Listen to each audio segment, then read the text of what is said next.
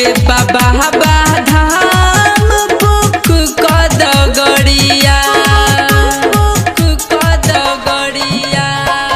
चाहई के बजहरिया चहलई हो गेरुआ चढ़िया जाए खाती बाबा धाम बुक कद गड़िया जाए के लालसा दिल में बापू रही बकिना जाए के लालसा दिल में बापू रही बकिना कि हमके देव घर नगरिया मही बकिना कि भोले बाबा से दर्शन रही बकिना।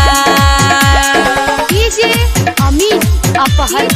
Mix by Ramita recording studio Chakri Bazar. बोला बोला बाबा गरीबनाथ की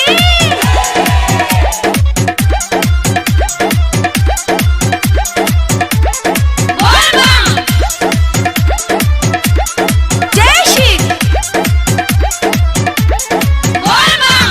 सहनोज बेदर्दी संग जाली उनके रानी सैया मनोज हमार बुझ परेशानी सहनोज बेदर्दी संग जाली उनके रानी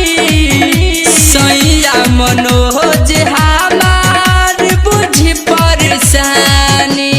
बाबा के दर पर जल चढ़ावई बकिना बाबा के दर पर जल चढ़ावई बकिना कि हमके देवघर नगरिया घूमई बकिना कि हमके देवघर नगरिया घूमई बकिना कि हमके